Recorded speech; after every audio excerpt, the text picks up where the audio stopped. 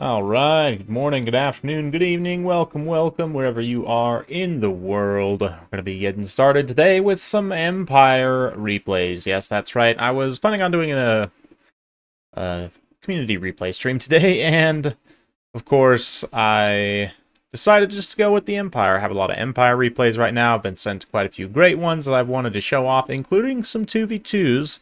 In fact, we're going to start from...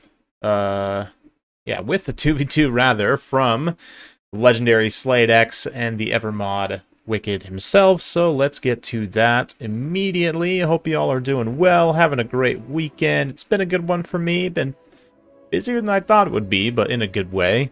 So let's get to it here. It's going to be Double Empire versus an Elven Alliance in High Elves and Dark Elves. Yes, indeed. Looks like we've got the Huntsman General, of course, starting us off, hence why I threw him in on the thumbnail. Probably one of my favorite thumbnails, low-key, that I've ever made, to be honest. But welcome everyone. Hope you all are well. Let's get to it. And if we take a look at this Empire build, we see immediately some Hellblaster volley guns, rank 9. And it looks like the rest here for Slade, he's got some rank 9 handgunners as well. General of the Empire on foot. Some more rank 9 handgunners over here. We've got plenty of Free Company Militia, all rank 9 of course, with the Regiment of Renown. For Wicked, he's got Empire Knights here. Mortar War Wagons with some Spearmen. Looks like some more Free Company Militia mixed in there. We've got a Light Wizard for Slade, a Bright Wizard for Wicked. Some Knights of the Blazing Sun as well, Crossbowmen, Free Company Militia, and some more Knights of the Blazing Sun over on the far side for this foul Elven Alliance. I say foul because we've got Shades with Great Swords, some Cold One Knights as well for the Dark Elves. Way over here, it looks like Bolt Fiends, Dark Shards, Bleak Swords. Is that an Elite Halberd in the back? Yep, Blackguard, one Witch Elf, and a Charybdis. 3 Eagle Claw Bolt Throwers, some Rangers and Archers mixed with Spearmen, 1 White Lion being the pure main company. We've got Techless here, and then the Shades with Great Swords, Heralds of the Wind, Shadow Walkers, all in a nice vanguard position here, ready to unload some pain onto the Empire. So let's get to it. Right off the bat, we're going to see a little Free Company Militia advance here. Fire away, try and get some damage into the Shades. Knights of the Blazing Sun also closing the distance there. Gonna have to keep a wide view on this 2v2 as there's gonna be lots of stuff going on. Slade advancing. This Free Company over on the side while the Hellblaster volley guns just blast in the center. Techless taking quite a bit of damage there, but Bolt Throwers also looking to respond in kind. Looks like one of them there being blasted away by the mortar wagons. What is that? Quad mortar wagons? Absolutely glorious. Going to be extreme counterfire, just detonating the crews there, but will it be quick enough to save some of those Hellblasters? They're currently taking some pretty significant damage. Knights of the Blazing Sun also come just absolutely shatter these Great Sword Shades. That armor-piercing damage does help them a little bit in that engagement, but certainly not enough. Nice Penumbral Pendulum there, and the response from the mortars so far has been pretty effective, but yeah, a little Burning Head, Penumbral Pendulum, or what is that, Fiery Invocation? Yeah, Convocation, sorry. Wrong vocation. Anyway, mortars continuing to rain down.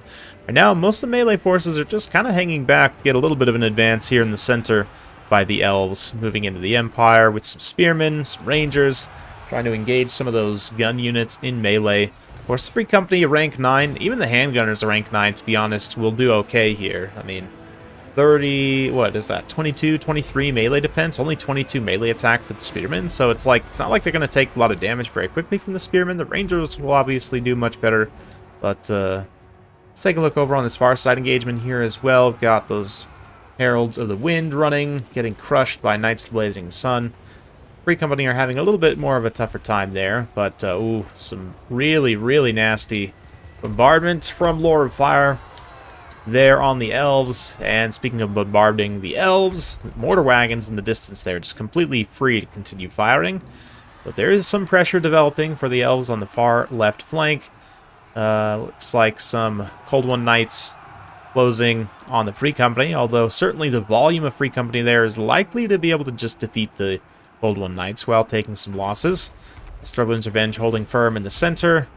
Silver Bullets as well. These overlapping layers of guns sort of in advance here. You've got the mortars, you've got the guns, you've got the Free Company, all overlapping layers here. Has been quite effective. Teclis also taking the fireballs.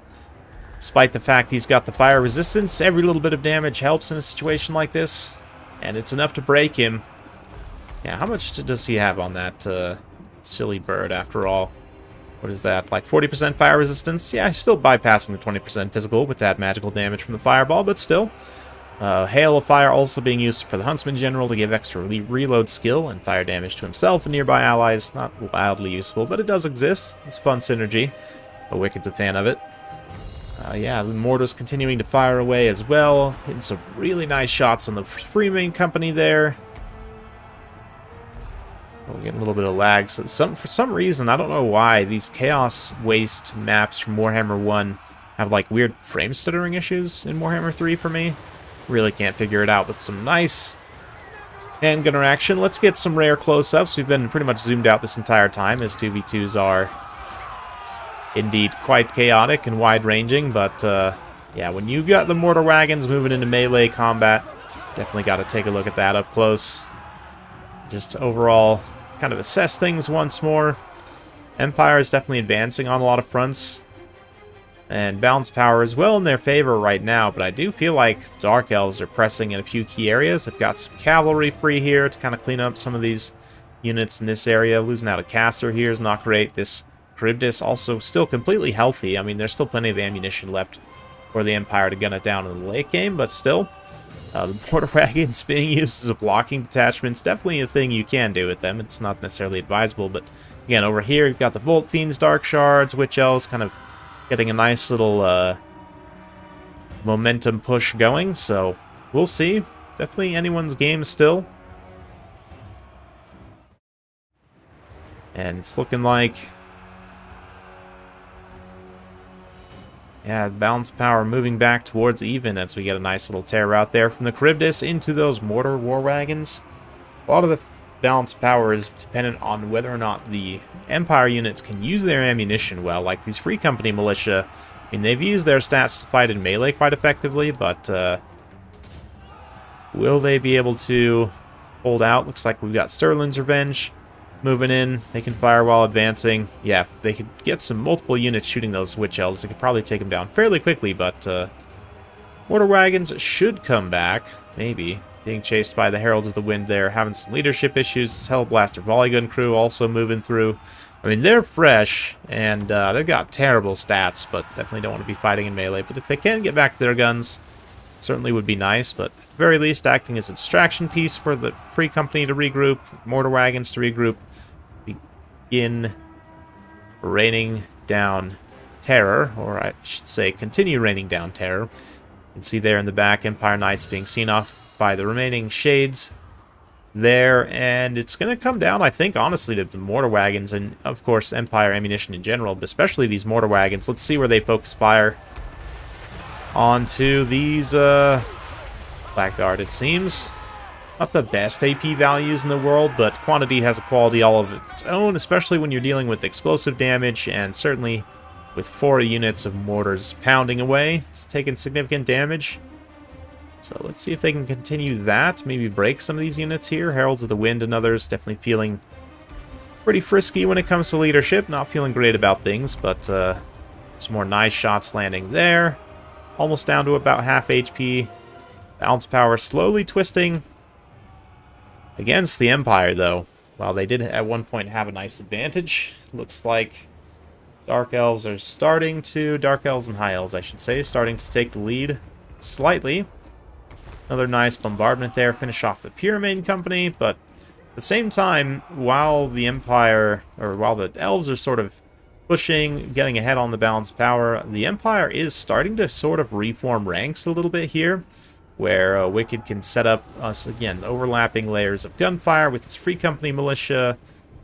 You've got the Huntsman General still fighting here as well, even though he's starting to take some damage from some of the Elven archers, who are themselves running low on ammunition in certain cases.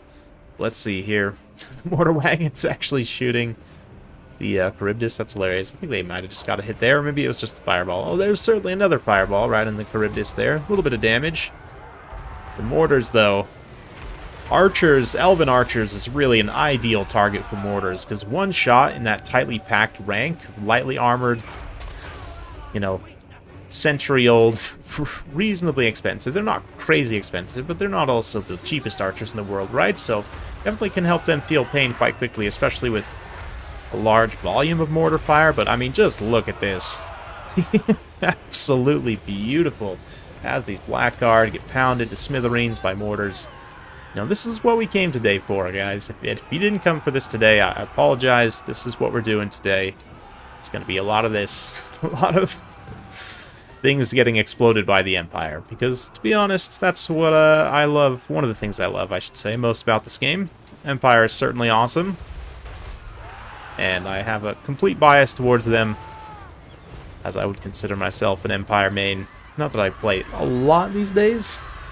You know, I'll play maybe a couple weeks, and then take a break for a couple months, and then kind of rinse and repeat. Just so I don't get burnt out, but always loved casting amazing Empire games, especially Empire team games. A lot of fun, for sure. Supreme Sorceress of Shadows here on the cold one. Didn't even realize she's on that lizard mount. Going to be moving in, facing some more gunfire here. That Huntsman General barely hanging on to his life. Looks like we're going to see another Umbral Pendulum there. Yep, a little swing and a miss as Wicked's able to dodge that. The mortar wagons still have a decent amount of ammunition left, and with a lot of the mobile units being shut down for the elves, they have the ability to just kite this out for a while. Even if they haven't necessarily paid for themselves yet, they probably still can. I mean, certainly some of them still have a decent amount of ammunition left, but going after those high-value targets in the shades. Again, activating one of the units of wagons to act as a chariot,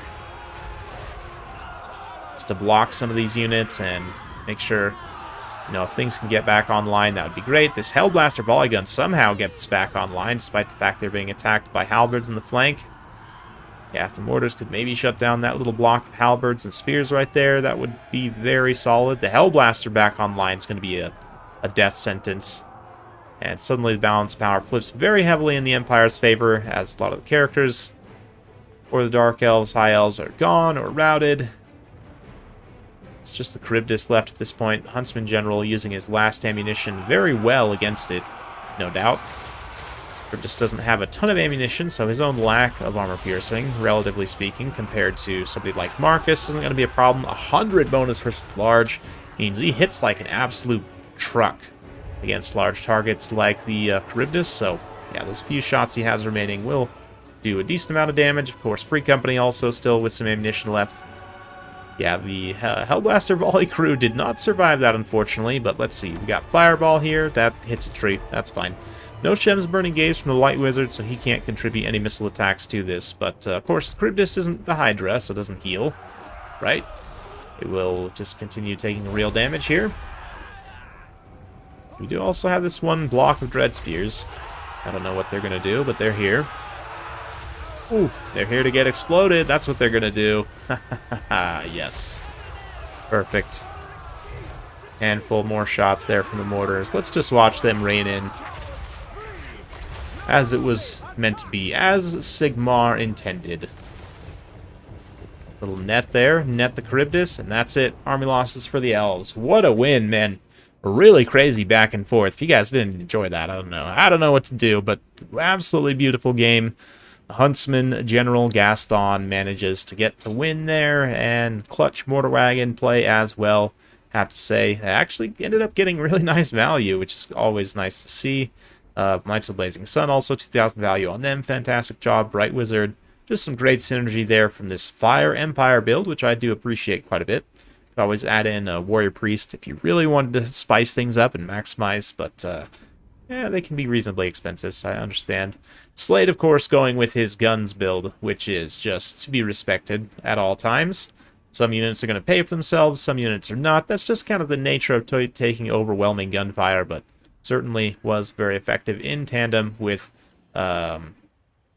Wicked's more traditional kind of build. I say more traditional, quad mortar wagons, you know, just regular things. As for the Elves, it was a valiant effort, but unfortunately they didn't know that they were on a replay that was going to be featured on Empire Day, which means they ran into a buzzsaw, even though this was probably played some time ago. Again, no idea. But anyway, let's go ahead and get on to the next replay. I've had quite a few from Pigman. He might have been the inspiration for this stream since he sent me so many. But let's see here. Yes. Let's do this one here. Game with two casters. I actually haven't watched this, but it's triple rocket battery. I mean, how can we not enjoy it? Versus the dwarfs also. Gonna be a good time. I know, right? Rare Dov stream.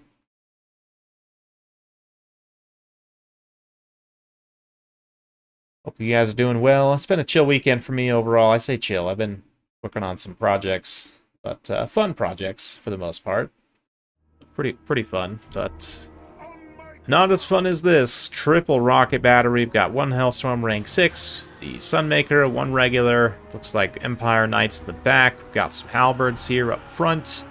Some swordsmen, Balthazar the Gelt, and we've got an Amber Wizard. So we're looking for Flock of Doom, Final Transmutation, Searing Doom, a little bit of extra magic, Staff of Olens. I say extra magic, it doesn't actually give you extra power reserve. That would be, unfortunately, too good for the Empire to have, but yes. Balthazar is definitely one of the things I think needs a major rework in the next DLC. I'm definitely looking forward to him getting a full, ability kit retooling.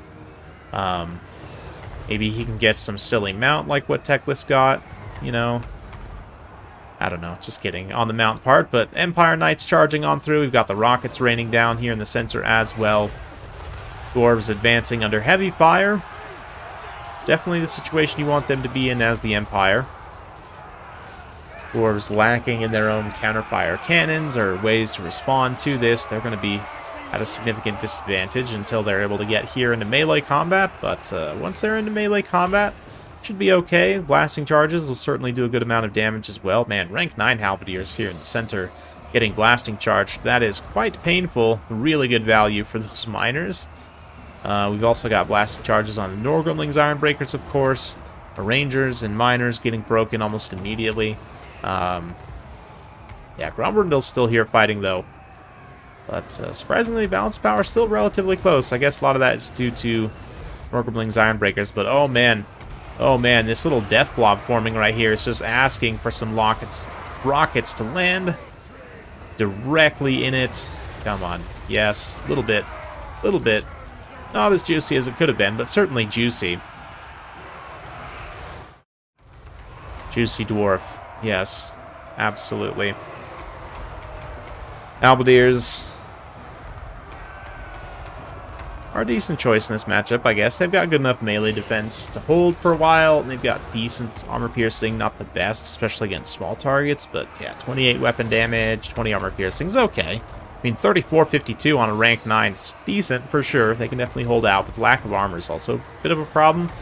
Not a problem when you've got rockets backing you up. Grombrindal moves through in anger to try and dismantle the rockets with his own hands, but alas, he is but one dwarf, can only do so much at a time. Meanwhile, Balthazar here, a little bit pinned in. This is definitely a situation where a nice Searing Doom could potentially bail you out, get you the ability to move away, but Balthazar just pushed through with Quicksilver's Mass there, not really worried too much about it. Empire definitely prevailing, and man, like the color scheme versus the health bars versus yeah, it's very confusing. Up top, the balance of power, given the blues and the reds and everything, look very similar. But anyway, let's move color grading aside for a minute. Just focus on the rockets, continuing to rain fire and destruction, even as Grombrindal himself, let's see, has he been able to actually destroy several of the artillery pieces? Oh, there goes one in a fiery explosion. He just smashes it in half, literally. Oh, there goes another one. Grombrindal's on a rampage. Oh, did not go 3 for 3. I would have been very impressed, to be honest, but I think this one should get it. Nope, perhaps not. Oh, I've got plenty of Empire replays, World Beater. Don't you worry. I would not have chosen to do this if I didn't have adequate Empire replays, but I appreciate it.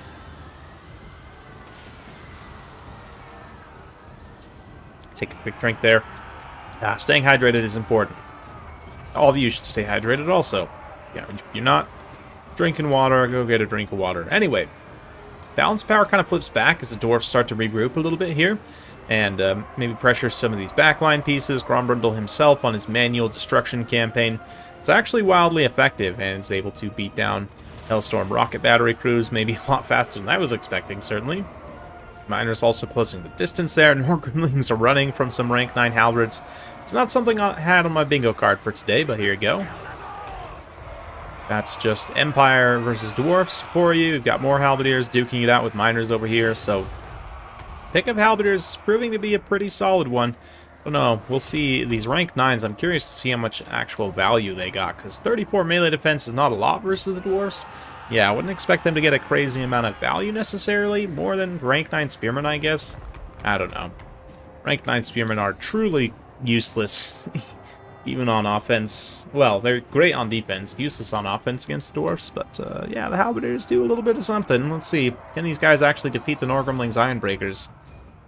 I'm just gonna, as I survey the battlefield, just leave my mouse here and just use... Oh, there we go. Okay, they got 3 value there. And just see, like, you can see how slow it ticks up. Just a good indication of, like, melee attack versus melee defense when you're at minimum hit chance versus a unit.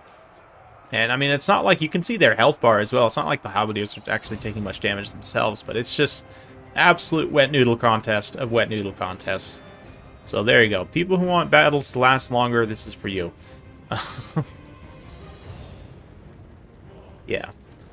Anyway, Balthazar moving down, chasing some routing rangers. Going to be an effective use of him, given the situation. You definitely want to try and make sure a lot of these dwarf units don't come back. But Empire Knights also can continue to do the same thing. We've got some swordsmen also maneuvering around, so things are looking pretty good for the Empire. These isolated fights are definitely favoring them to a degree. The Empire Knights can come through and kind of support and use that mobility. Just terrorize dwarves' lack of long legs by using cavalry. Yes, who would have thought? And the Empire halberdiers, swordsman over here with the Amber Wizard also. Let's see, I haven't really checked on Amber Wizard. Looks like he's got a couple of Flocks of Doom, or that could have been all melee damage value, possibly, I guess, but yeah, looking good. Balthazar's looking good. Empire Knights are looking good. I guess the biggest problem by far is going to be Grombrundle, so let's fast forward a little bit through this cleanup phase as the Empire tries to chase off a lot of these routing dwarf units, as well they should, but I don't know. What's going to kill Gromby? That's what I'm wondering. Like, what can even kill Gromby? So, I guess I should probably announce this on my own Discord, huh? Yes. I'm not really too worried about what Gromby's doing.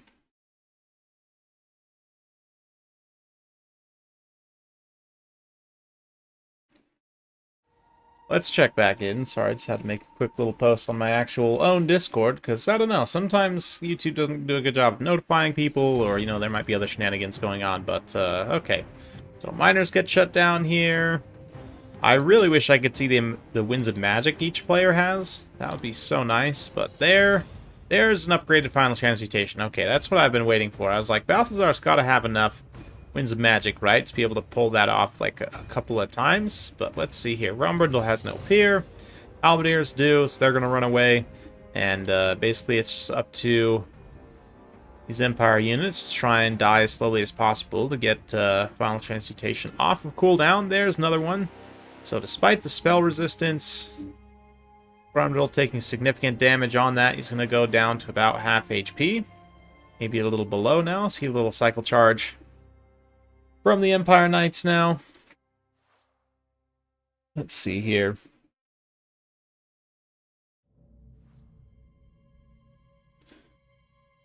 A little smoke bomb. Yeah, a little smoke bomb. A little fancy smoke bomb there. I mean, 2v1, eventually these single entities maybe could do it. I mean, Balthazar and the caster are really not where it's at, but the beast, the lore of Beast Caster, a lot of people don't realize this, but actually has a little bit more of an offensive stat line than the regular Battle Wizard. So he actually is slightly better in combat, I would say. But certainly 2v1 here with all these supporting Empire infantry and whatnot. Going to be relatively low risk to try and finish off Balthazar here with the amount of HP damage that he's taken. I would not recommend taking this fight if he was at full HP. But, yeah, looking good. There it is. There it is. Nice job by Pigman there. I love the Hellstorm. Triple Hellstorm versus Dwarfs definitely forces them into a very uncomfortable situation. From Complex Slayer here, I think he needed to live up to his name and actually bring some Slayers. I mean, I definitely would never leave home without them, so there's that. Also, Uncannon or two can help keep the Empire a little bit honest when it comes to artillery. Probably wouldn't have helped here to have only one or two, but wouldn't... I mean, maybe it would have helped. Hard to say. Maybe they could have destroyed some of those Sunmaker models before they got so much ammunition off. Hard to say. But certainly Empire Knights going into the late game were very effective. And the Halberdiers also, I mean, 750 for a couple of them, more or less. Yeah, let's just quickly take a look here after this. I'm curious to see. Grombry, of course, carries some nice value. The rest of the build, yeah, it's a little bit pounded out, especially the Bugman's Rangers. Only one of them pays for themselves, which is nice to see, but still, you want a little bit more from them and from the Norgrimlings Ironbreakers. But rank 9 Halberdiers, I don't know if I remember off the top of my head how much they cost. I think 700 is pretty close. Let's see here. Oh, it's like 800. Wow, okay. So, yeah, I mean, both those were pretty close to being cost-effective just on their own damage value.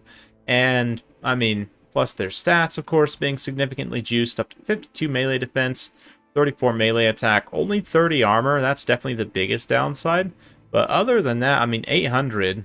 If we think about like a Chaos Warrior Halberd, right? This is one thing that's just generally true of state troops. They tend to be pretty good for the cost, honestly, all things considered. Yeah, lack of armor is definitely a big one, but just mostly better stats overall. Of course, Warriors of Chaos do have slightly better weapon strength, but the fact that it's even like an okay comparison, and this is like a rank 9, you know, kind of mid-tier, lower mid-tier unit, maybe even upper chaff, you might say. It's very impressive, honestly. That said, Warriors of Chaos themselves, kind of hilarious to compare. This is very off topic, but we'll get back to it in a minute. Chosen Halberds are significantly more expensive, but yeah, an extra 1400 HP definitely makes a huge difference. That is 12 weapon strength. Then a lot of the other stats are actually pretty close, which is kind of hilarious to me. So one thing when you're looking for units to chevron, basically, for the most part, right, you go down here and you look at this, and you see, oh, there's nothing here. That means you're not really paying for any extra things. There's like not a lot of extra modifiers here, right? Because in general, for units, when you have those extra modifiers, you pay for them, right? So like High Elves is a good example. A lot of High Elf units are arguably maybe 25, 50 gold overcosted, but that's because they all have martial prowess, so they get a little stat buff for a majority of the battle. But anyway, let's get back to the Empire. It's one reason why Empire troops, I guess. My point of that being, one reason why they're so good at chevroning is because they don't have special abilities or traits. They just are what they are. So, speaking of which, rank 9, everything, Slate X, gun build versus Malice the Darkblade. I'm curious to see how this works, because Malice is quite good. No pushover.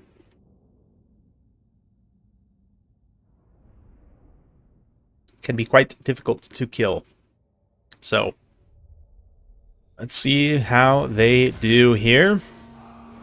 One of my favorite maps too, even though multiplayer-wise it's kind of odd, a little bit strange to actually play on. A lot of unpassable terrain, but yeah, I love the aggression here by Slade to take his free company, vanguard them up.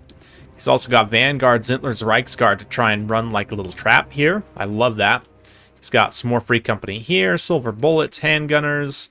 Looks like, yeah, Hellblaster Volleygun, of course, as we saw. Light Wizard, General of the Empire, some more Knights of the Blazing Sun. Dark Elf side, it's going to be Malice. Some Cold Dread Knights.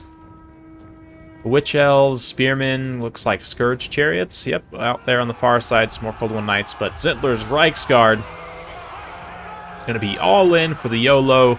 They don't really have much of a choice given their Vanguard, and while I do love this, it does seem like their Free Company bros are maybe not going to be able to catch up in time to make use of this sacrifice. We'll see, perhaps. Looks like they are getting some damage into those Witch Elves. Getting some damage now into the Witch Elves and the Dread Knights here.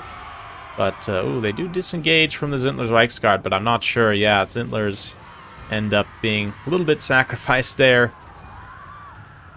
But, ooh, they're going to continue on here. Perhaps they'll be able to yet live and accrue some value. Yeah, they're getting up to about 500 there.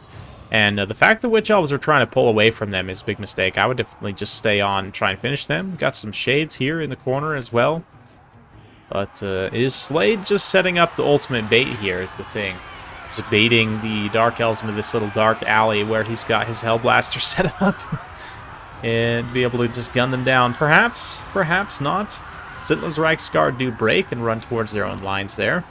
At the end of the day, the value is 713. Okay, so they were respectable. They at least got about half their value back, which is okay, considering the situation they were thrown into. Free Company also going to get thrown into an unfavorable situation here as the Witch Elves start to advance, although this one was able to get some pretty good damage on those Witch Elves.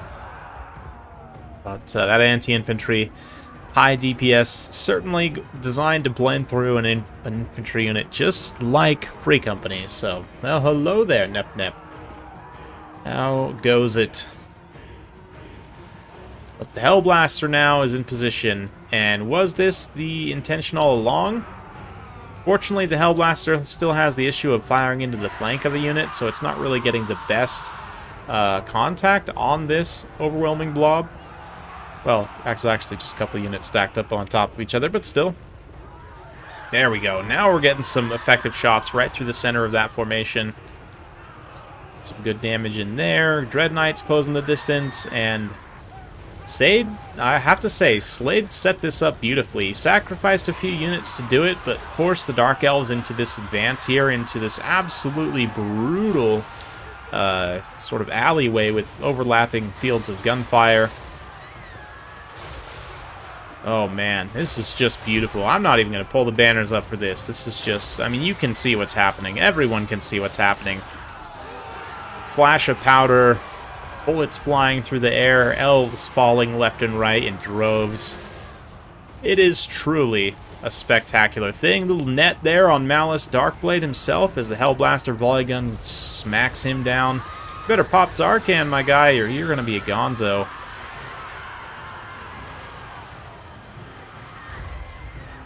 Some dreaded Dread Knights plus Malice running into the Dread Zone. The Dark Dread Zone. Yes, whatever you want to call it. But certainly was most uncomfortable. The Scourge Runner Chariots are going to get through, start to get some damage in. Witch Elves and the Cold One Knights also developing a little attack out on this flank. Little Fate of Buna there on the Silver Bullets. Wow. I mean, I've probably seen that before, to be honest. But still, always surprising. But the rest of the Dark Elf force, man, that tried to attack up the middle just got absolutely smoked. I mean, hosed, literally hosed with bullets. So that was pure glory. Appreciate Slade sending that one in.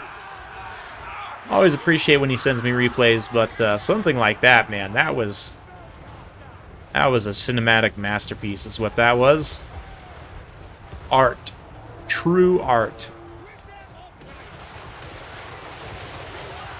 Oh, even the sounds of the gunpowder units, man. God, I love the Empire. That was spectacular. I am 3/4 right now, guys. Full disclosure. Like, how could you not be? I mean, look at the value on that Hellblaster there. All the Free Company and handgunners just feasting. Absolutely feasting. Even the ones that got feasted on feasted, to be honest, to a certain degree. And the Dark Elves just ran into a machine gun nest there, literally. I mean, yeah. Yeah, that was the Psalm, basically. Let's move on. Beautiful, beautiful replay. Absolutely. Should we do another 2v2? I think I've got one more from these two lads. Nope, nope, nope, nope. Bunch of ones. Where's the other 2v2 I had? I swear I had another 2v2 from these lads. This one. Nope.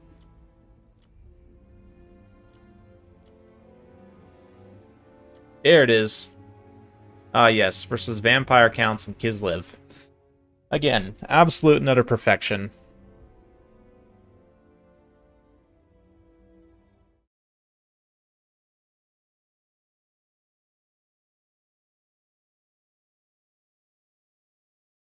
Indeed. Got the Hellstorm, got a Hell Blaster, 3 Knights of the Blazing Sun, 5 Free Company, Zintlers, another Light Wizard. Absolutely beautiful. And then Wicked here with, once again, Balthazar, Warrior Priest this time. We've got Spearmen here, and some Handgunners. Looks like Rocket. Sorry. Yeah, more Knights Blazing Sun. Outriders, Grenade Launchers, that's it. So once again, we see the aggressive Vanguard. Love this.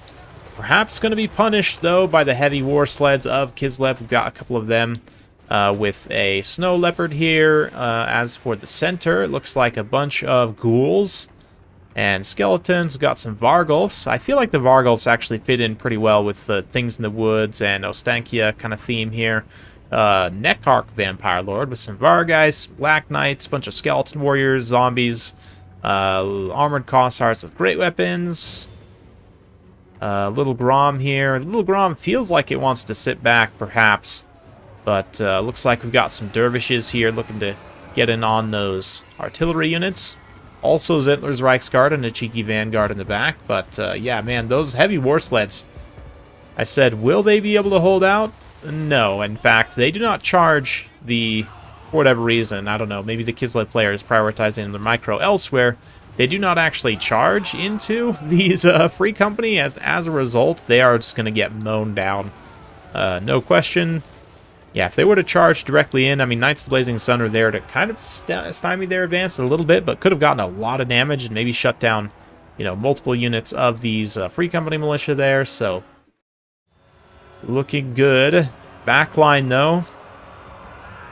This is the one thing about Dervishes. They are the best fire and forget light cavalry unit in the game at taking out artillery. I say fire and forget. Not really that you should forget about them, but they are very likely to die, you know, to a man because of By Our Blood, but they will most likely be able to pick an artillery piece or two.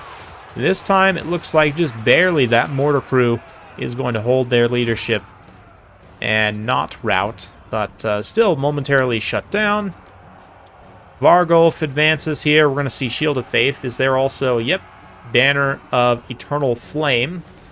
A relatively rare item in multiplayer, but an awesome one for sure. One of the best.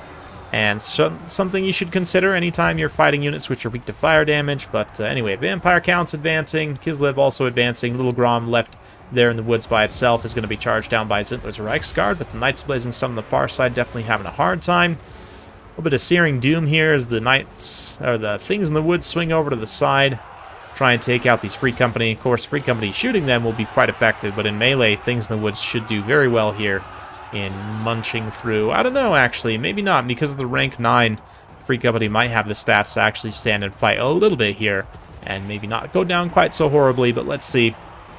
Oh, Sane Alliance right there. Yeah, oh yeah, absolutely. Absolutely. You know, it's the Halloween Alliance, right? It's the witches and the vampires, and yeah, it's the October Alliance for sure. But anyway, Things in the Woods are eventually, like I said, going to get that damage in, although they'll take some damage in the process.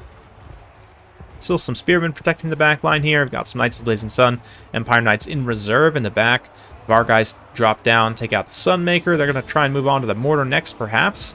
But over here, it looks like nice final transmutation. And, ooh, man, the damage. Neckarch came in here and just got blasted by guns. And now by magic as well. He's, for whatever reason, continuing to hang around here. It's definitely not advisable. Yeah, the Hellblaster volley gun trying to draw a bead on him. It's hard to tell with all these range indicators what's what exactly. But I think he's just outside the range of that Hellblaster now. Although it still did unleash a few more shots there, which are going to hit him. And will they send him into crumbling? Ooh, does he count? He counts as being in melee, even though he's just... Anyway, let's not think too hard about it while he's charging. Empire Knight's moving through, shutting down this big old block of Kislev that's just asking for the Hellblaster to train its guns over here, and the rockets, of course, as well. Let's see. Let's see if it can. Right now, yeah, Hellblaster's trying to. Yeah, the rockets are as well, I should say. The Vargeist diving down there, able to shut them down. But Free Company Militia firing in. Things in the woods continuing to take damage. These Free Company, that extra leadership, extra stats means they'll continue coming back and fighting reasonably effectively. Extra reload skill also just helps them dump their ammunition even quicker than they would otherwise. But, oh man. Oh, let's zoom this blob, please. Come on, rockets. I'm ready. Give it to me. Come on. Nope. Vargeists are gonna have something to say about that. The range indicators. Oh, the Hellblaster's firing it though. Okay, okay. Maybe getting some point blank friendly fire there on those Knights of the Blazing Sun as they run directly in front of them. But here we go. Come on, let's detonate this blob. Come on, it's just asking for it, guys. Mother Ostankia's here also. Oh, she's the one getting targeted by the Hellblaster. That actually makes a lot of sense. Instead of targeting the Akshinas and everything else. But, yeah, Vampires fell apart pretty quickly after their Lord went down. No surprises there. And Kislev kind of just hanging back, trying to play off of their ranged units as much as possible. Has a nice little Doom Blob going here, but it's just going to open themselves up to bombardments and bombardments from artillery, magic, you know, all the things. All the searing hells, the 9 searing hells. The Hellblaster, the Hellstorm, Searing Doom, which is hell also. Banner of Eternal Flame, although that's more, you know, carried by a heavenly figure. Wow. Just wow.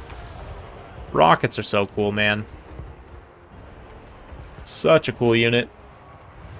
Oh, I said the Lord died. He actually didn't. That Neckarch Vampire Lord still hanging around here. Still surviving just barely, but not that it's doing his team any good. They're out getting absolutely pounded out right now. Slade and Wicked.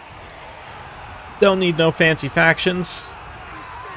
Getting it done with the good old Empire. Zentless Reichsguard once again charging in that beautiful Christmas color scheme. Or Festag, rather. Oof. Taking a little bit of friendly fire as the rockets fire in at point-blank range. I say point-blank. They're not point-blank, but fire in danger close to their allies here. Onyxstein Stalkers. Poison Skeleton Warriors. You don't see these guys too often, but they definitely exist. I don't know why you don't see them more often, to be honest. They have 80 armor? What? What? Okay. Okay. Since when have the Onyxstein Stalkers had 80 armor? Excuse me. Can someone help me out here? Is this correct? Definitely in Warhammer 1 and 2, they had regular skeleton armor, if I'm not mistaken. Does anyone know? Ah, hell cannon. No, seriously though, I'm baffled by this. I'm gonna have to investigate this further. When did they get 80 armor? Why do you not see them more often? If they have 80 armor and poison and they only cost like 500, why do you not see them in literally every single game? What? They have always had... No, they have not always had 80 armor. Since Warhammer 2? Shenanigans. I call shenanigans. Okay.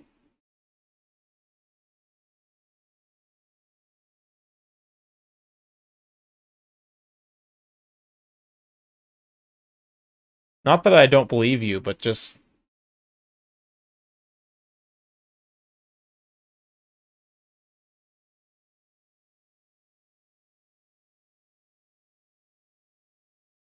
Okay, so I pulled up Total War Warhammer Stats.com, and it says they have 60 armor in Warhammer 2. When did they get 80 armor? And when did they get 60 armor? What planet have I been on? Do I just hate the vampire counts that much that I'm completely unaware of this? How? Why? When? Excuse me, 475 poison and 80 armor. Why do you, what is happening?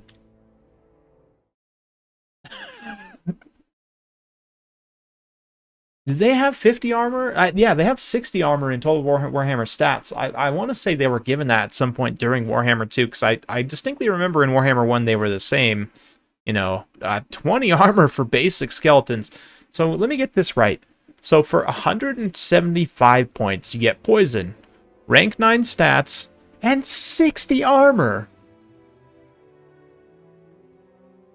I mean, not that you should do rank 9 skeletons anyway, because their base stats are terrible, but that's like, I mean, poison and 60 armor, that's insane. Why do you not see Königstein Stalkers all the time? That's wild to me. 80 armor. Sorry guys, I'm blown away. I had no idea. And I had no idea why I have no idea. Do they have Warhammer 1 on here still? Please tell me. Not currently. Someone, if you have game 1 installed, can you check for me? I swear they have like 30 armor in game 1. I could be wrong, and if I'm wrong, then that's insane. But anyway, moving on. We all learn something new every day. Yes, let's go with... let's go with F&G. He hasn't been featured today, and he's actually playing against the Empire, which is still valid. So we'll go from his perspective as the Warriors of Chaos. I love this build from the outset. Although trolls are risky here, the Empire's got really good fire damage tools from what we've seen, you know, on this channel and today. So risky, but I like it at the same time. 4 Marauders, 3 Shielded Chaos Warriors. Archaon is the main kind of damage-dealing piece here. Very essential to the success of the build. Marauder Horsemen as well, and Warhounds for some flexibility and additional ranged damage. Let's see here. Some Outriders Grenade Launchers immediately going to be coming forward to try and blast away. We've got Karl the France here with Life Wizard, very essential. Swordsman. We've got War Wagons and some Empire Knights. Spearmen. Nice combined arms, kind of standard Empire build. Yeah, they have 60 in Warhammer 2. That's what I was saying. I don't know when that change was made. I don't remember ever seeing that in any patch notes. I'm so confused right now. But look at this. Nice trap by the Doggos, although they're going to get immediately countercharged by the Empire Knights. So a little bit of back and forth there. But what it means is that they weren't firing grenades that entire time. Archaon's able to get into the fight relatively unscathed. The Empire has to pull back there. A little Spirit Leech on the Emperor himself. And yeah, the Trolls now moving through. They're going to be charging.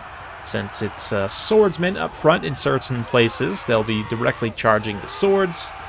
Spearmen will have to kind of switch here, which they definitely can. And the grenades will make those Marauders feel all sorts of new and interesting types of pain. But Karl moving in here, Galmaraz active. Let's see if we can get some damage on those trolls with it up. Although probably should be targeting Archaon directly. I don't know. I don't know if you'd want to just immediately go for that duel. Especially considering Karl has, what, less HP? Yeah, 56 versus 65. That's insane, man. Griffins, Empire Griffins, really. And High Elf Griffins, of course. Don't let me forget. Rider of Rohan, High Elf Griffins. But yeah, absolutely need help. But anyway, Empire is going to sort of form an impromptu little defensive formation here, which is definitely a way things can go sometimes when you're using War Wagons. Unfortunately, they don't actually have enough infantry, or rather their infantry is a little bit misallocated here.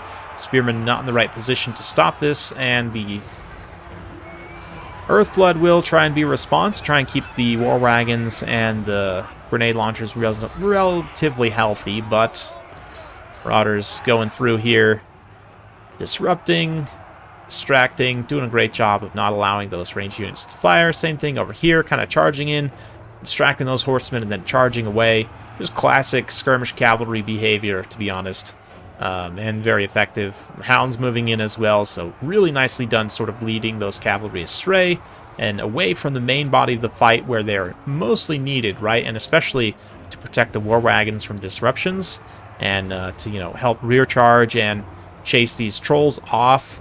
you know, once they do get rear charged, right? So, interesting. Look at this pathing, too. I just have to call this out for a minute. Notice how he's kind of pathing them up and around. So, like, they'll get away from the spears and have time to regenerate, and then kind of come around and be in a position to support again. Really interesting use of that mechanic there. If you guys are wondering, you can shift, and as you click orders, you can, like, sort of create a path for your guys to follow, rather than just moving in a straight line.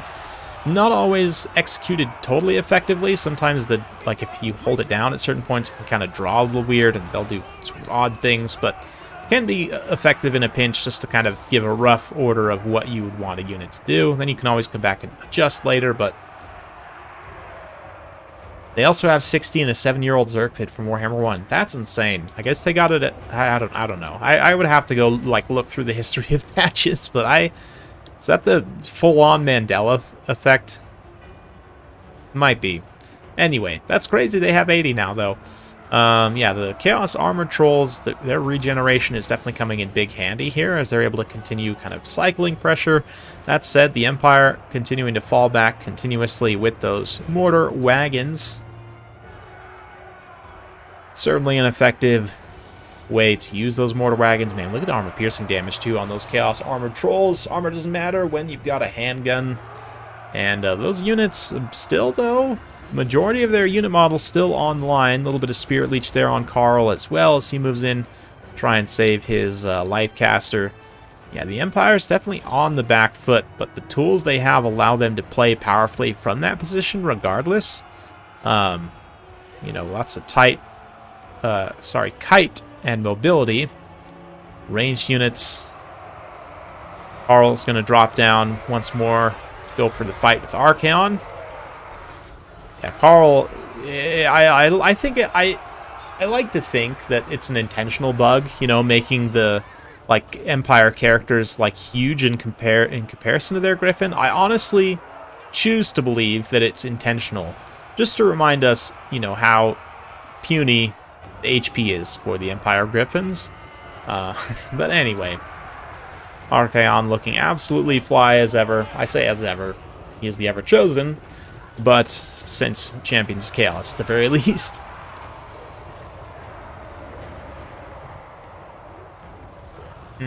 Yes. Balance of power still basically completely even.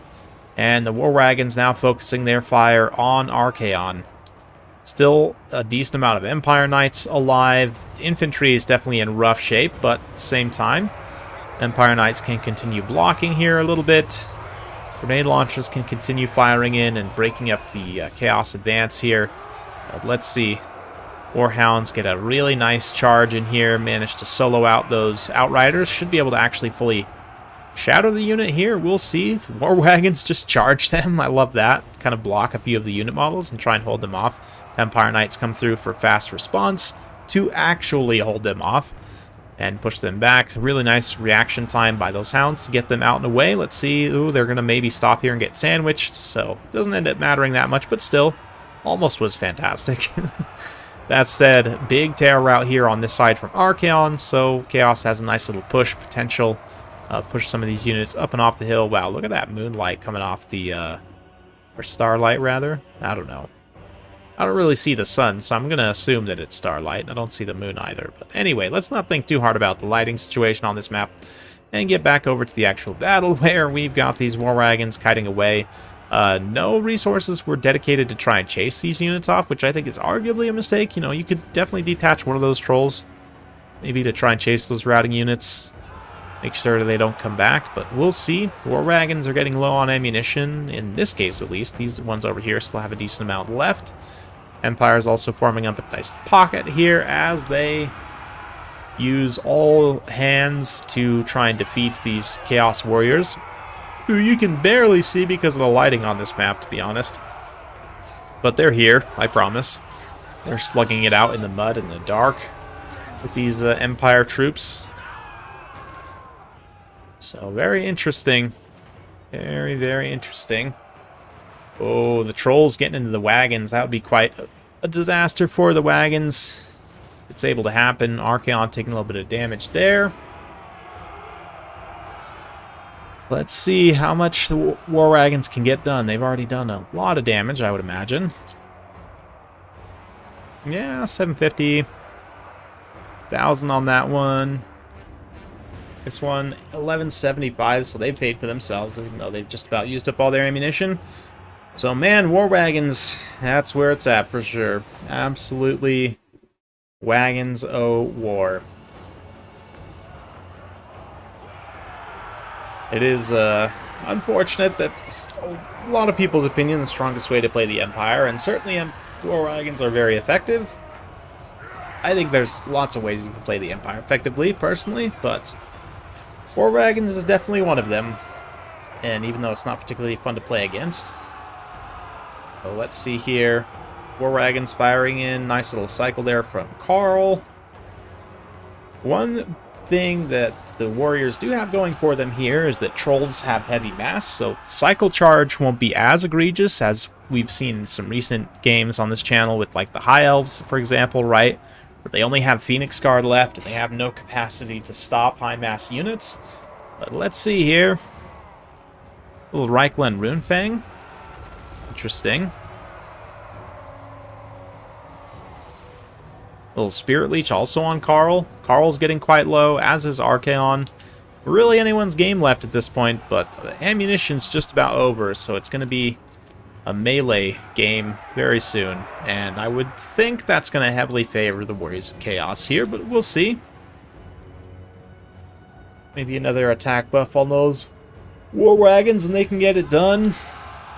Empire Knights charging in once more into the breach as my camera bugs out a little bit there.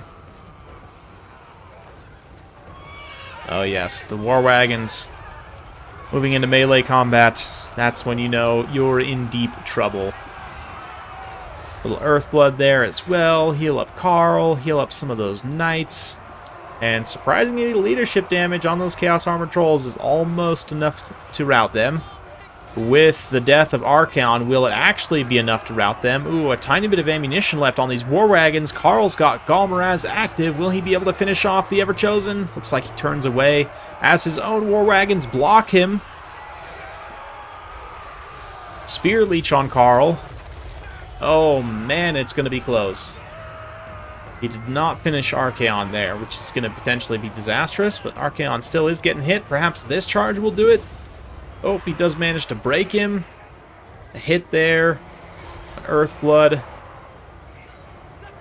Hits some of these non-heal capped units, which are now routing, but oh man, Archaon routing with about 600 HP is a potentially disastrous. Carl himself only about at 850, but manages to win that fight. And yeah, actually killing Archaon. We'll see that Griffin's animations might not be up to the task right now to actually finish him off, which, I mean, chasing him off is also a valid thing to do. But let's fast forward a little bit through this late game. As he does get chased. And the War Wagon cycle charge in the meantime. Just troll the Troll's leadership with the War Wagons. And they're going to continue fighting. These Chaos Warriors also on foot. All three Chaos Warriors here are quite healthy still and doing a good job, but also the Chaos Armored Trolls refusing to die. They are now heal capped as well. The War Wagon cycle charge is definitely going to be ongoing. Empire Knights War Wagons charge in once more. Carl trying to get back into the fight. Once he does, of course, he's got Reichland Runefang, I would imagine, off the cooldown, so he can try and pop that a little bit, get some extra damage, get a little terror route if possible. And there it is. Despite everything, FNG still gets cheesed out by Black's tyranny, the terror routes, cycle charging with Carl, and the War Wagons also cycle charging. But glorious game to be sure. And like I said, the trolls are a risk. I kind of like it on the one hand. On the other hand, it is definitely something to be aware of. There was no warrior priest with an Orb of Eternal Flame. That could have made this much worse, to be honest, for FNG. But overall, don't hate the build. I mean, Archaon's hard to argue with. 4,000 damage value on him. One of the trolls is able to pay for themselves, which is nice to see. I do love the Sword and Board Chaos Warriors here. They're actually, unless the Empire brings great swords, they're a unit that will do very well in this matchup. which a lot of Empire players won't necessarily bring greatswords here. I like to have a couple just in case, personally. But yeah, in this particular build, they were exactly what he needed. And we're almost able to carry it, but not quite enough at the end of the day. Archaon getting killed there. A little bit of bad RNG, a little bit of nice play by Black. Have to give credit to him, of course, for the excellent cycle charging, timing of abilities, you know, being able to pick good engagements and everything. Did a great job overall. So I'm going to take a break real quick, get some water, stretch my legs for a minute. We've been going for about an hour, so don't go anywhere. I'll be right back. Give me just a few minutes, and we will resume shortly.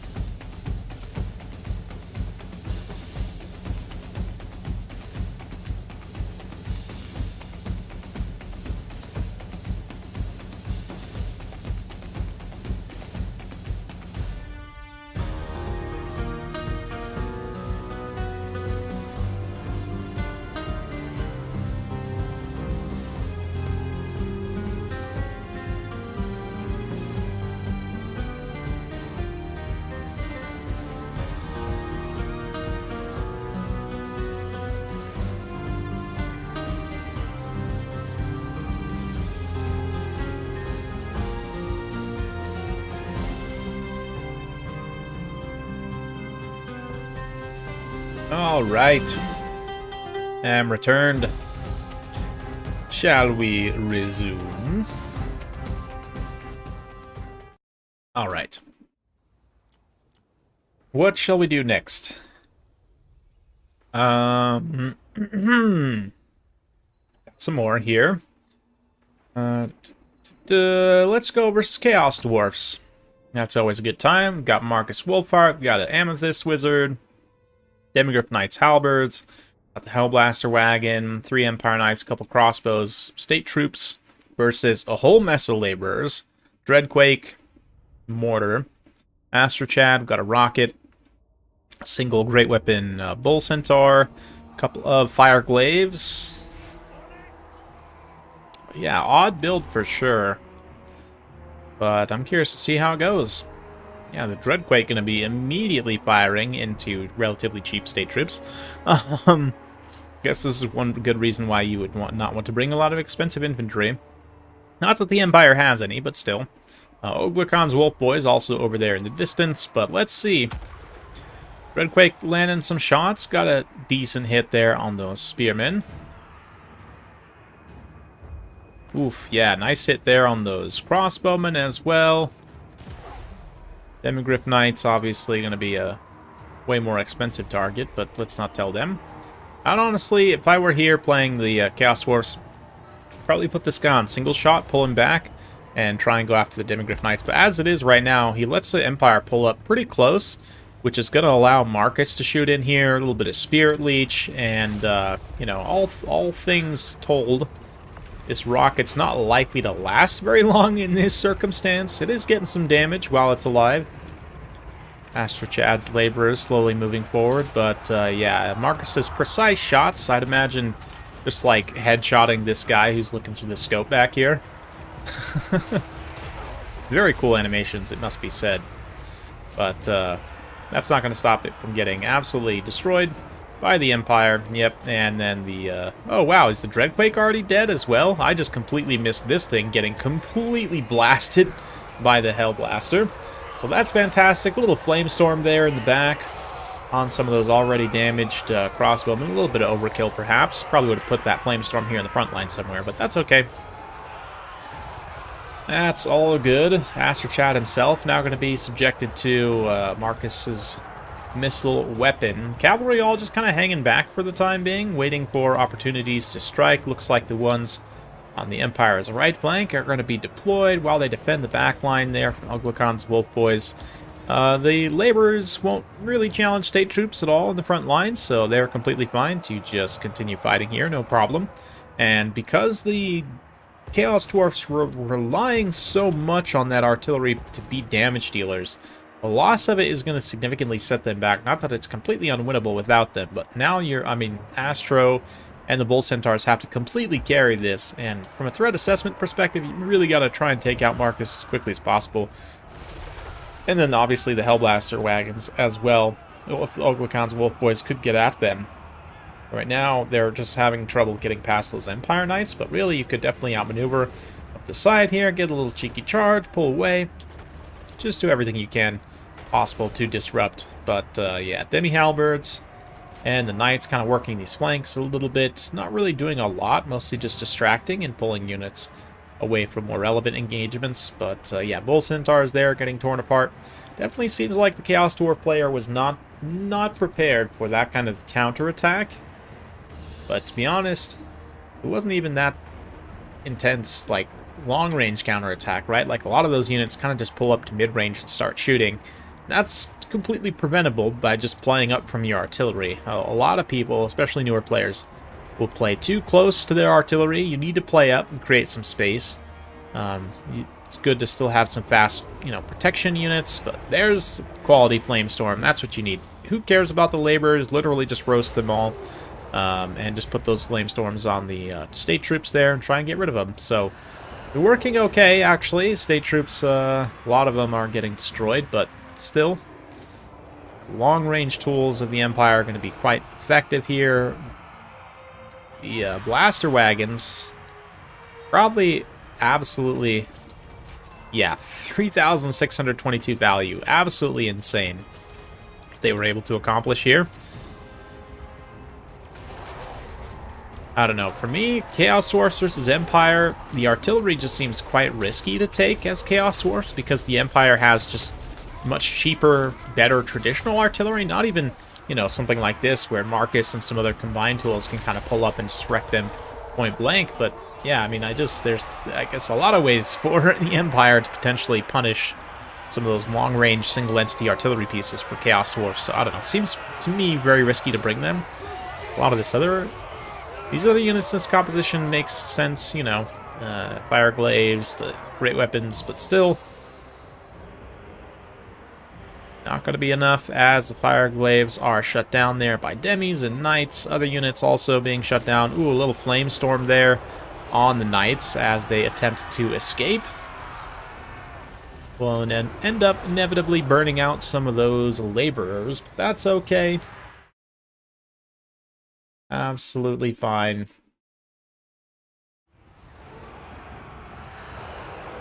Death Shriek didn't even kill a Black Lion model, right? That's what I'm saying. It's a problem for sure.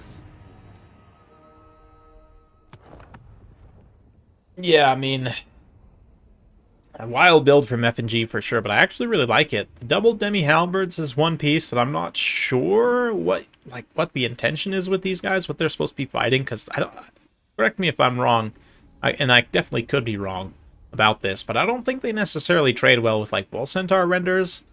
Maybe you have them in case of the Bull Taurus or the Great Taurus, but I don't know. It seems like a little bit of an odd choice to me, but I mean, I can't really argue with it. They didn't really have to do a lot here, so remains an open question. But certainly the Black Lions were able to carry an insane amount of value.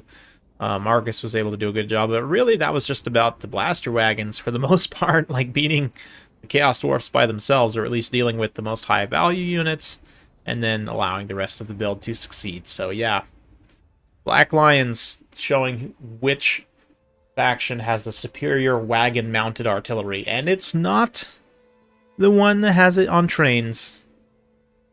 Definitely not. Anyway, let's go ahead and take a look here. See, I think I had an older one. Yeah, Kislev versus Empire.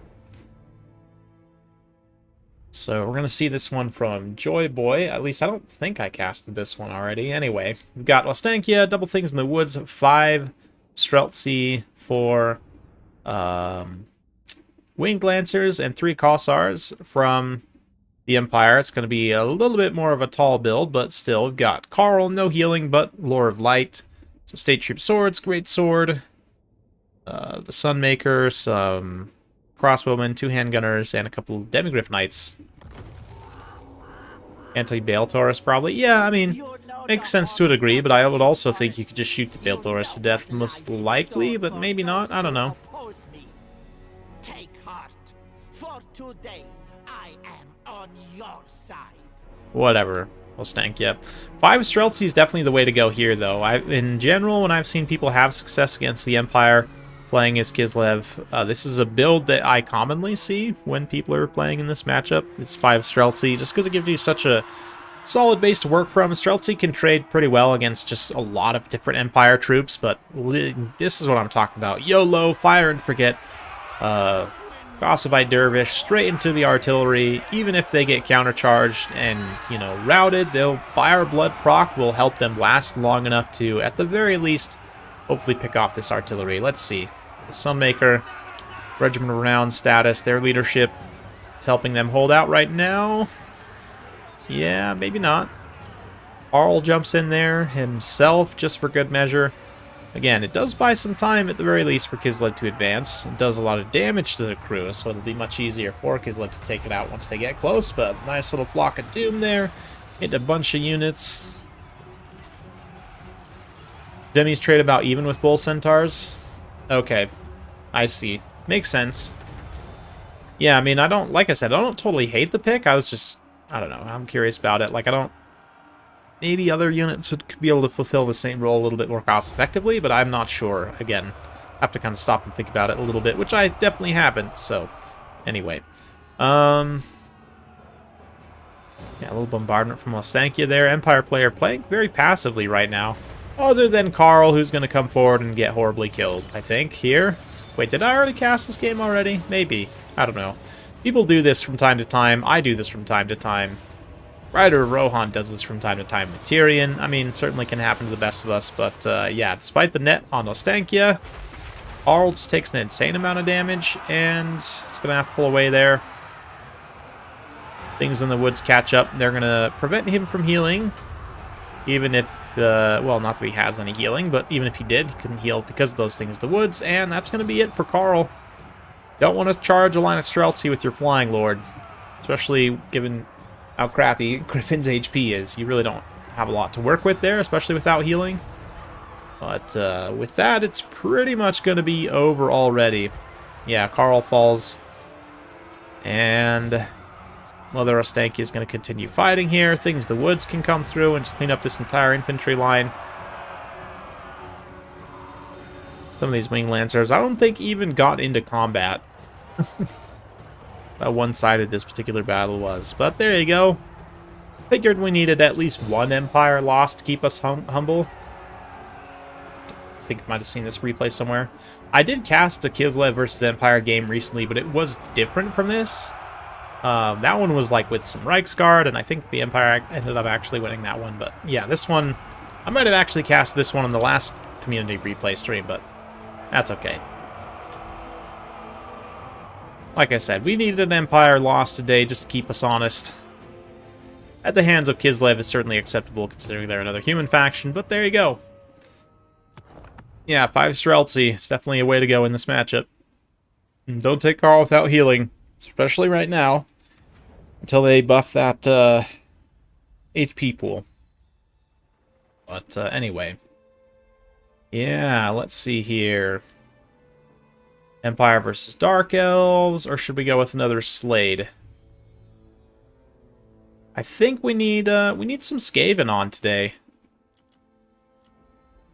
We need some Slade versus Skaven. So artillery hours, double rockets, triple blasters. We've got the Zintlers and a Blazing Sun, 2 free company, and a light wizard, and that's all you need against a build. This is a real, somewhat of a real Skaven build. The triple Storm Vermin Halberd is an interesting one for sure. He's also got plenty of long-range tools, plenty of chaff as well.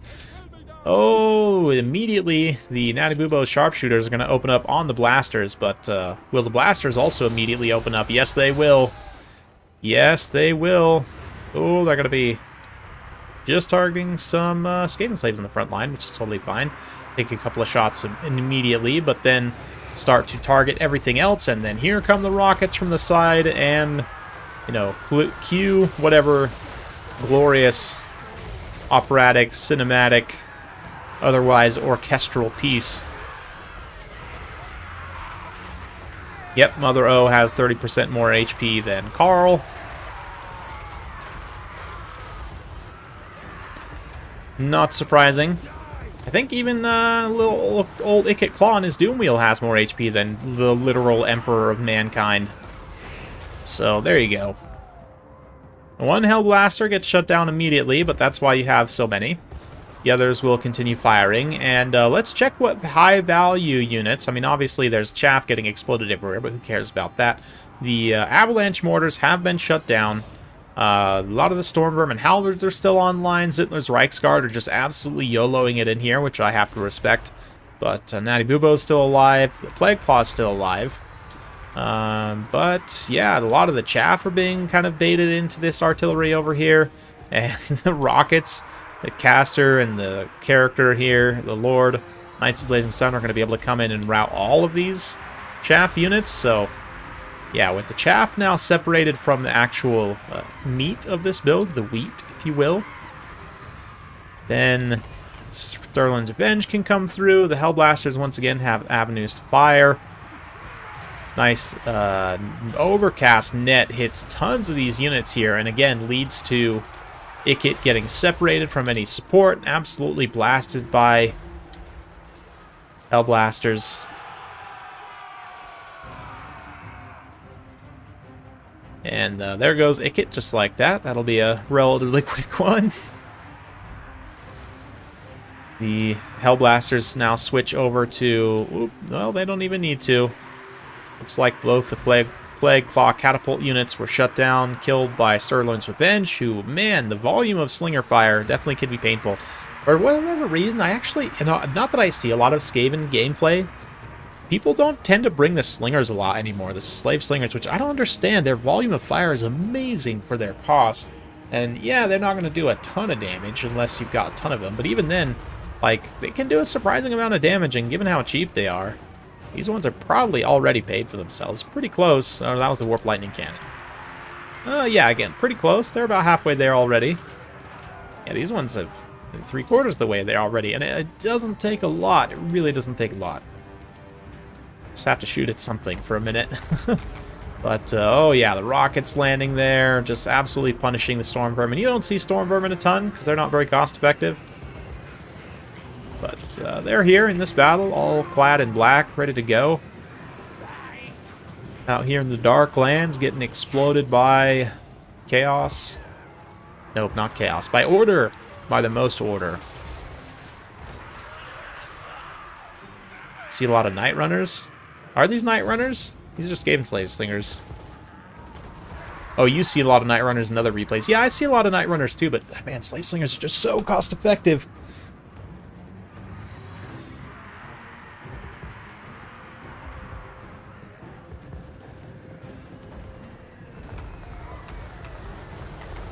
Beautiful.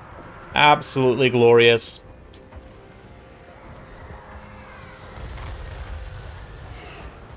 You would think hitting an oil pipeline with an explosive would not be the best idea, but here we are.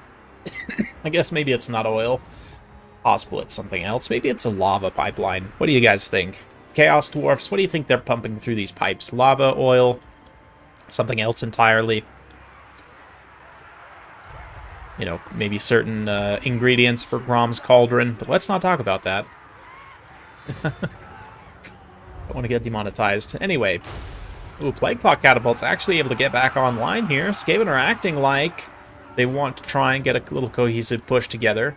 But unfortunately, the Knights of the Blazing Sun exist, and they're going to most likely just charge out the rest of this entire build. I have no idea what the Natty Boo sharpshooters are doing here. They're kind of just wandering forward. I don't know if this is a little bit of a bug here, but let's see. Rockets land there. Should be enough to rout those Skaven Slave Slingers off. Let's see. We'll fast forward a little bit now.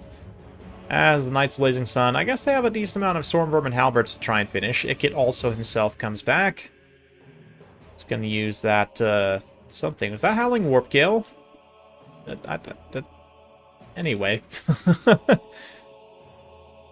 Ikit gets taken out by the Knights of Blazing Sun, and then they're eventually going to go back and probably clean up some of those other units here. The General of the Empire and the Light Wizard actually come forward, and then suddenly things get a little weird just because the Empire, all they really have is those Knights of Blazing Sun and then these characters. But a net will be cast on Natty Bubo's sharpshooters.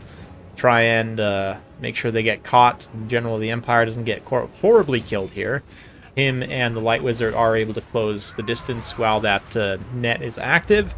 They start just one by one, just bopping these rats right on the head.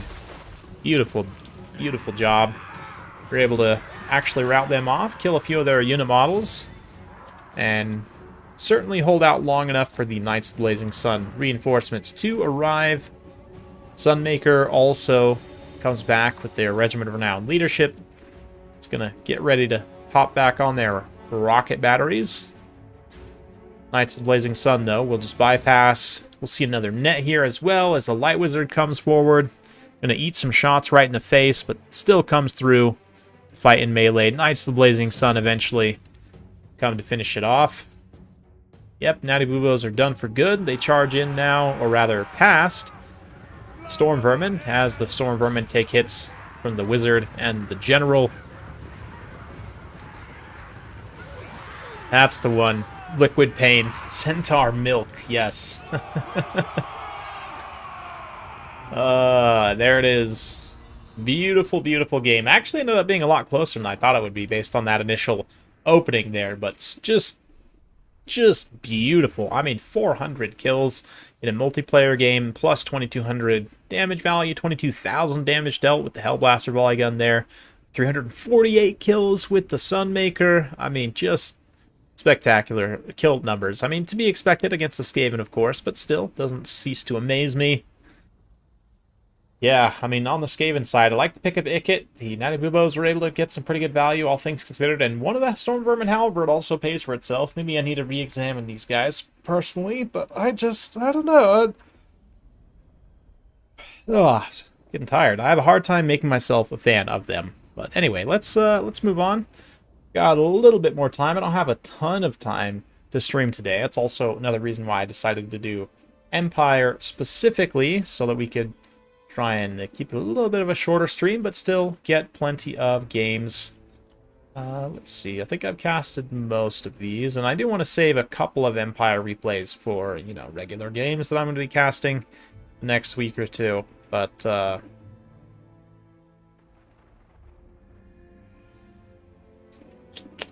did we already watch this one? No, we watched a 2v2 with vampire counts, right? That's what I started tripping about, the Konigstein Stalkers. Okay. This will probably be the last one for today. thank you all so much for coming out. It's been a nice little quick short stream. This will also be up, of course, later for whoever wants to watch it after the fact. It's been a pleasure, but let's go once more into the breach. Wait, did we watch this one already? No. Definitely not. Definitely not with the Chill Guys. Okay, so Chill Guys, Blood Knights, and the Strigoi. Definitely an interesting choice. Got a couple of White Kings here as well. And some bats, zombies, skeletons in the front line. Interesting. Kind of reminds me of like an old school tech build. As for the Empire, Marcus and Silver Bullets. Very good choices here. Amethyst Wizard. We've got the Black Lions, Spearmen, and Swordsmen. Looks like Empire Knights also with some demis protecting the flanks. So, yeah, it seems like Big Man here, I believe, is the one who submitted these, right? Yes. Really likes this, you know, yeah, Pigman really seems to like this Demigryph supporting Empire Knight combination, which is interesting. It honestly harkens back to like Warhammer 1 in many ways, where Demigryph Knight halberds were very common picks, but I guess in this matchup they definitely make a lot of sense. Like I could see a lot of targets potentially they could fight in this matchup for Blood Knights, Vargulfs, Flying Lords on Dragons, you know, Crypt Horrors, so definitely like the pick here. But, I mean, it proved effective in the other matchup as well, and if they trade decently against Bull Centaurs, then that's enough, probably, to justify taking them in that matchup. But anyway, little net here, and the Silver Bullets are going to open fire. That magical damage, of course, going to be absolutely devastating to the Chill Guys. One reason why you don't see Ethereals much against the Empire is because they have plenty of innate magic damage, and some of their key kind of best units also, in particular, like these Silver Bullets, deal magic damage. So Bat's going to start moving in, though. We see the Knights immediately countercharge. They're going to punch those skeletons in the face and try and get rid of the Bats as well. Marcus firing up into the sky, hits, and is starting to get some damage on the Strigoi Ghoul King, but we've got Cavalry closing. The Chill Guys are facing crumbling damage, though. They definitely need an Invocation of Nehek ASAP to try and stabilize that. Blood Knights looking for an opportunity maybe to charge in here with the summoned Crypt Ghouls. It's kind of funny. He gives them Bloodlust, even though their armor-piercing damage is horrible, so it's really not going to do much for them. But there's a little Invocation of Nehek on the Chill Guys. Try and stabilize them, keep them alive. This Empire Knight just eats the charge for the Demigryph Knights to then come in for a rear charge, and I guess that is exactly the design of this formation, is for these units to act in such a manner. But yeah, both cavalry from the other side swinging all the way over to pile in here, while Marcus gets harassed by the Strigoi Ghoul King. The main line engagement's actually going to go reasonably well for the vampire counts, I would think, given the amount of ghouls are here. But ghouls are sort of a decent non-AP damage dealer. They've got solid weapon strength and attack for undead. So, yeah, it's going to be decent against state troops, certainly. I don't hate the pick in this matchup, but their armor-piercing values are terrible. So you definitely don't want to use them on the flanks against heavy cavalry.